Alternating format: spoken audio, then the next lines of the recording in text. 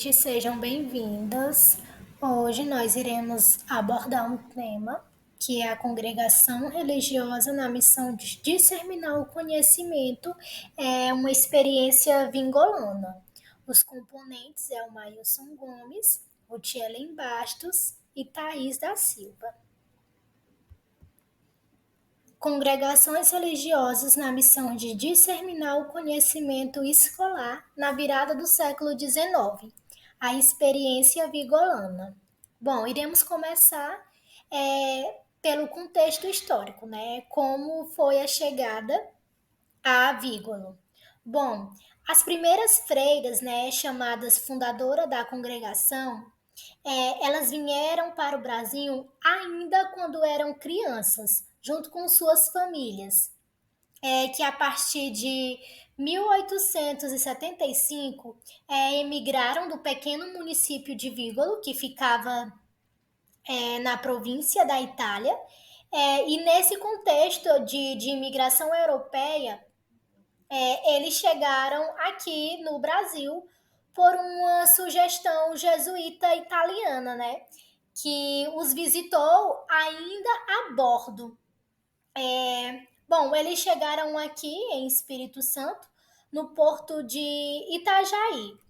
Um dos grupos, né, escolheu a colônia do Brusque para se alojar e aguardar a liberação de terras que iam ser oferecidas para essas pessoas.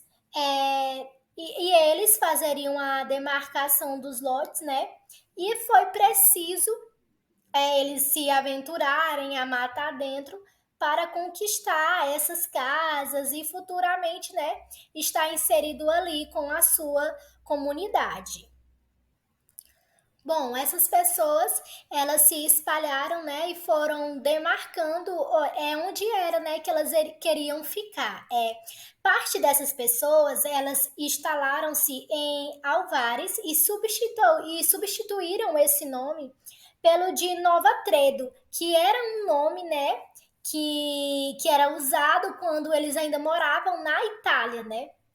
Bom, outros escolheram lotes a 6 quilômetros de distância, que foi aí que se formou essa ilha colonial, que eles chamaram de conjuntos de lotes de terra, a qual eles chamariam futuramente de Vigolo, em homenagem à terra, né, lá na Itália, que eles saíram por conta dessa imigração.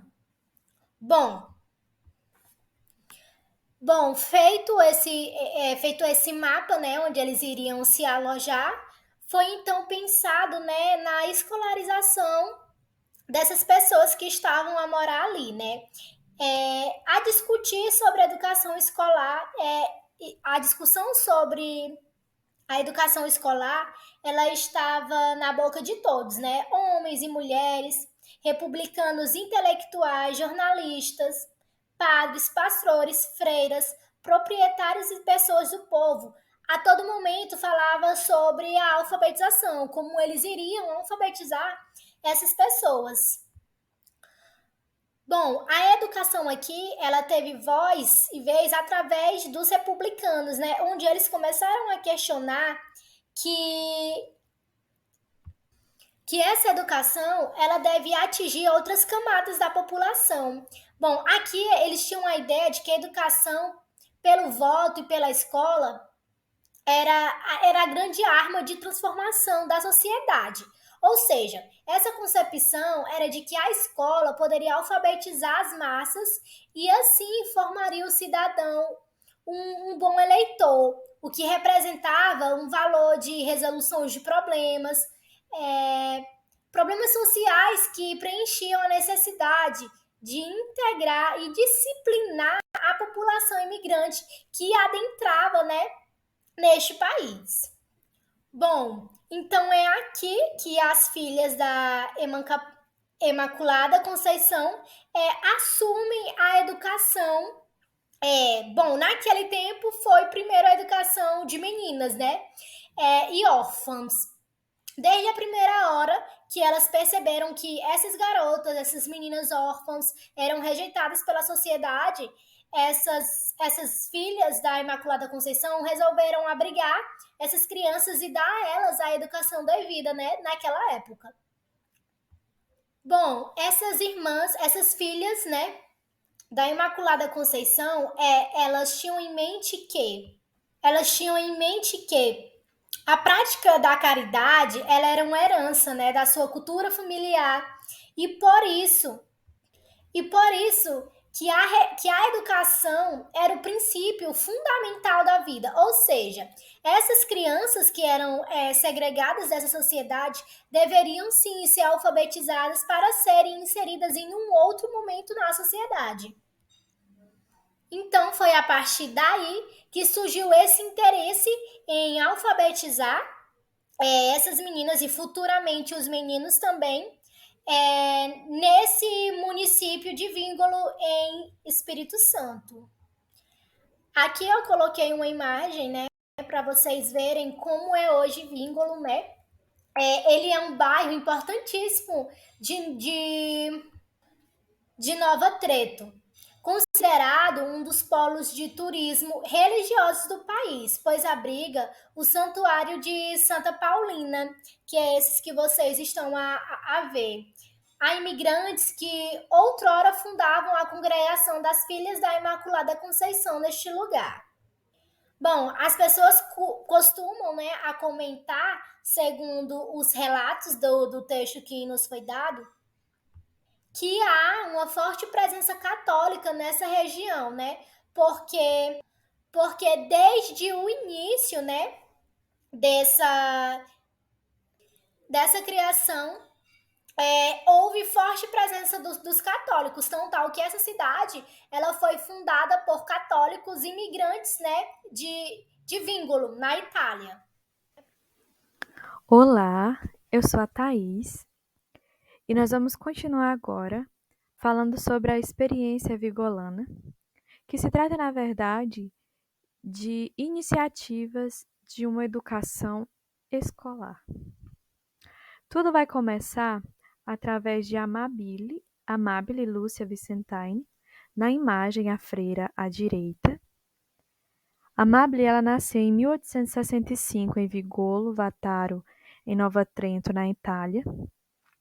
E em 1875, os seus pais emigram da Itália para o Brasil e se instalam no estado de Santa Catarina, onde eles terminam por fundar esse interior, essa cidadezinha pequena, né, Vigolo.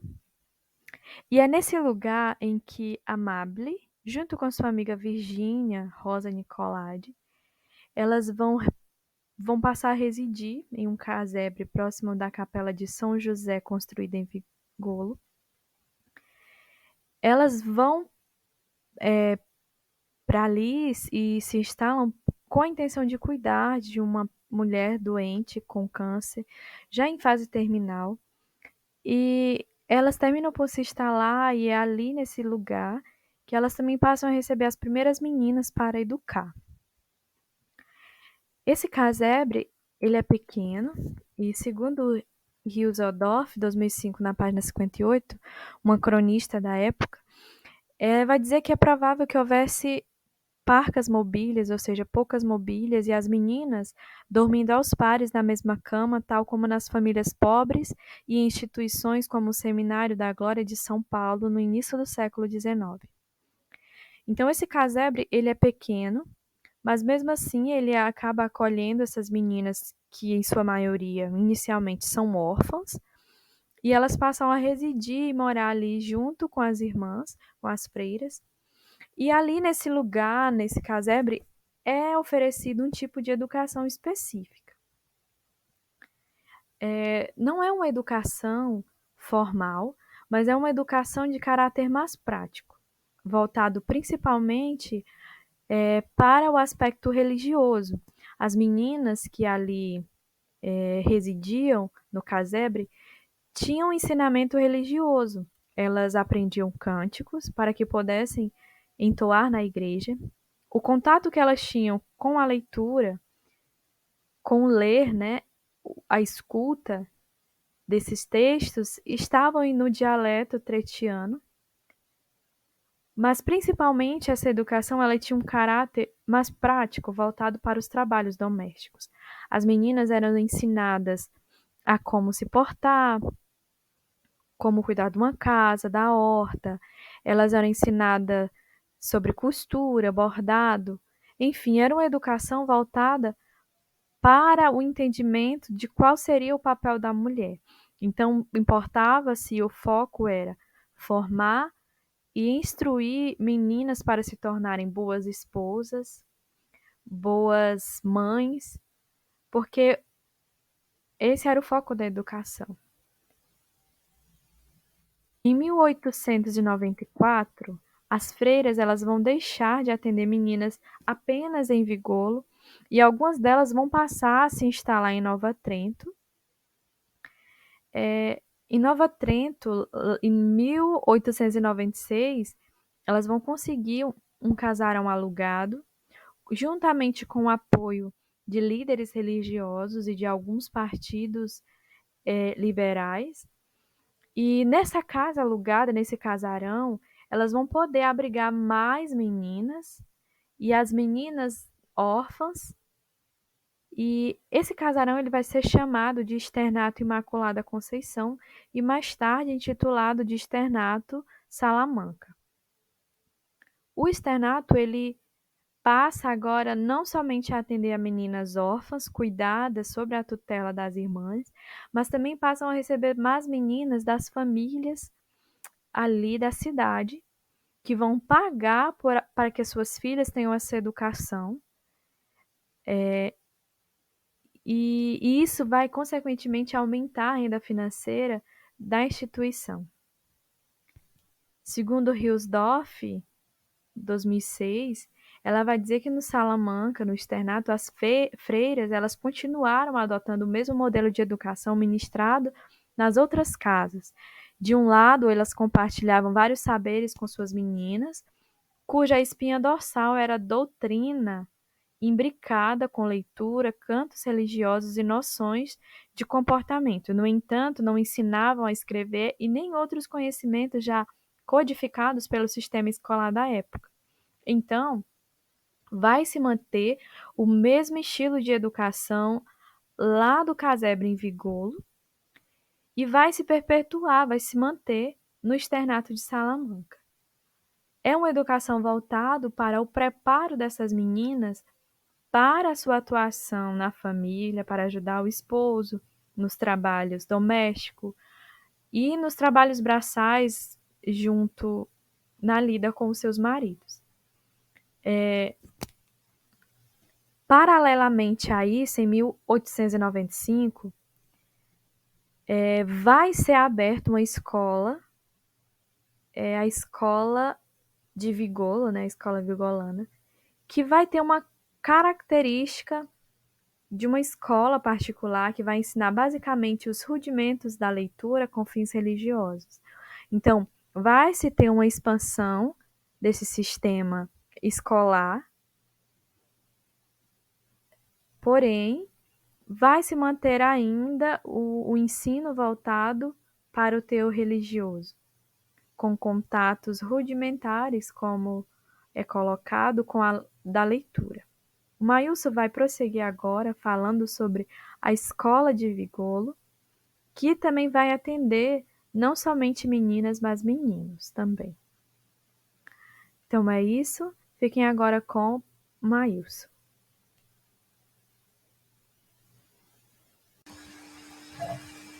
Olá, sejam todos bem-vindos. Me chamo Maílson e irei falar um pouco sobre a escola de Vigolo.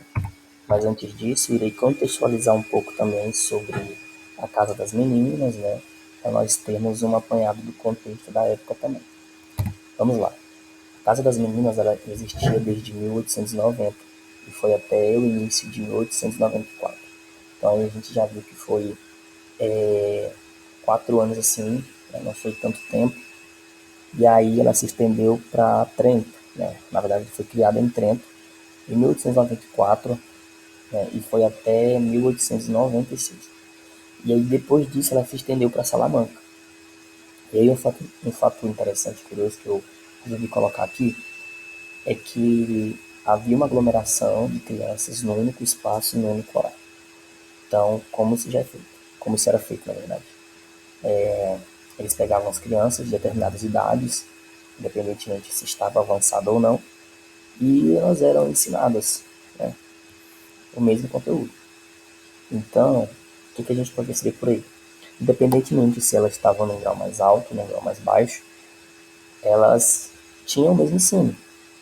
Dependendo do contexto, isso pode ser muito ruim ou muito bom, pais que estão atrasados. Mas, no geral, é isso. E aí a gente entra agora na escola de vidro. Né? A escola de vidro, certamente, ela já ilustrava o contexto que foi mencionado anteriormente, né, sobre essas tendências da época. E quais eram as tendências da época? Né? De que as meninas elas aprendiam fazendo, né, como assim, trabalhos manuais, entre outras coisas. Além de, como é que eu vou falar, de ser assim, ensinado a ser uma ótima mãe. Além disso, também teve a questão de no texto mencionado, né, um debate, né, sobre brasileiro mesmo em torno da escolarização e de emergências que foram variadas, várias iniciativas assim, né. Aí as freiras, elas também não estavam alheias a essa discussão, né. E aí por esse motivo elas acabaram criando uma pequena escola em vidro, né, que é o que a gente vai falar daqui a pouco. E aí essa escola funcionou durante alguns anos. Aí a gente vai voltar um pouco para a Casa das Meninas, né? E aí a de Nova Trento, que ficou conhecida como Salamanca. Ela teve assim, a sua existência foi bem efêmera, né? Bem efêmera, efêmera. Ela fechou ali por volta de 1900, assim, por falta de recursos. E aí essas meninas que viviam nessa casa, elas foram transferidas para Vígolo. E aí foi quando a escola de Vígolo ela começou a aceitar, né, as meninas transferidas. Não se tornou uma nova casa das meninas, muito pelo contrário. E aí essas meninas elas foram abrigadas de novo, né, na casa das meninas. E aí essa casa que abrigou essas meninas, essa escola de vida, né, ela fechou por assim falta de recursos e também Feller, né, ele fala no texto de que para evitar desperdícios de energias. Né? E aí por que desperdício de energias? Porque havia um pequeno número de freiras na época. Só que talvez aí vai falar no texto que ela abriria novamente, ela abriria novamente lá por volta de 1900, 1902, né? A Casa das Meninas.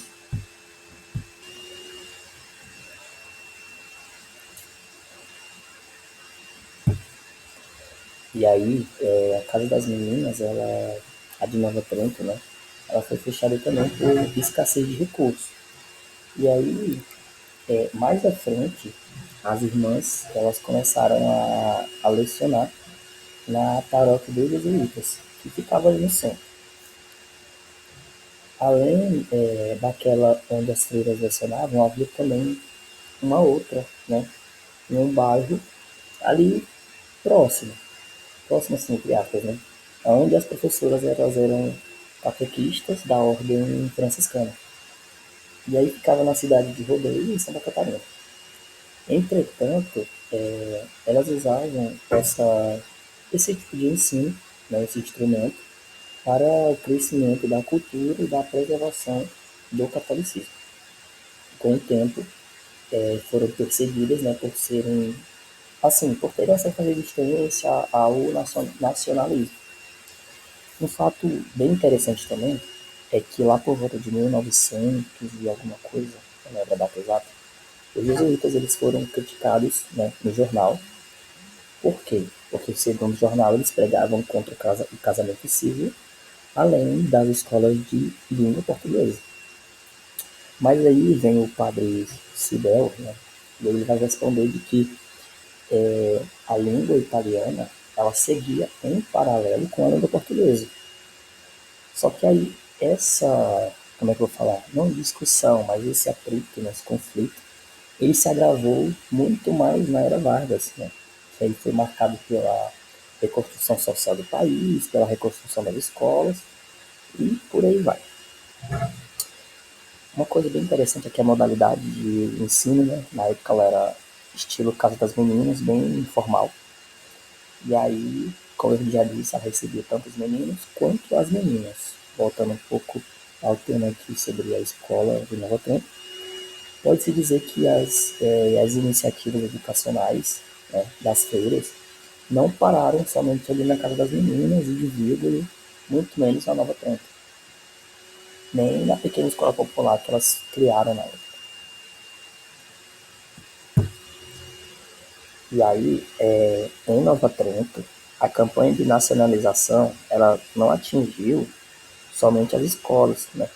Mas também as famílias italianas e os descendentes que passaram a ser vigiados pelos policiais, inclusive italianos e falantes, né, do dialeto trentino. E aí a gente vê que, de fato, né, a população ali neotrentina, de origem ou de descendentes italianos, foram proibidos de falar o seu dialeto, até mesmo em suas casas, né? Porque eles poderiam achar que eles estavam planejando alguma coisa ali. E aí, fazendo um resumão geral sobre isso aqui, a gente pode, por enquanto, né, apurar de que o trabalho educacional em Vídeo ele teve início com as freiras, sim, em 1890, o autor vai falar isso no texto, né? Porém, como eu já falei, essa modalidade meio informal, assim, estilo casa das meninas, e em 1884 se estendeu para Nova Trento, né? Onde abriu outra casa das meninas, inclusive a que ficou conhecida como a de Salamanca, lá por volta de 1896 a 1900. E aí, sobre a escola de Vigo, os pesquisadores dizem que ela foi criada ali, mais ou menos em 1895, né? A pequena escola em Vigo, ali foi criada. Porém, de acordo com a legislação, né? A legislação vai falar que ela só foi criada em 1915. Então a gente tem aí um certo tempinho, né? Até ela ser firmada, digamos assim. No mais é isso. Espero que tenha entendido alguma coisa e nos vemos na próxima. Tchau, tchau.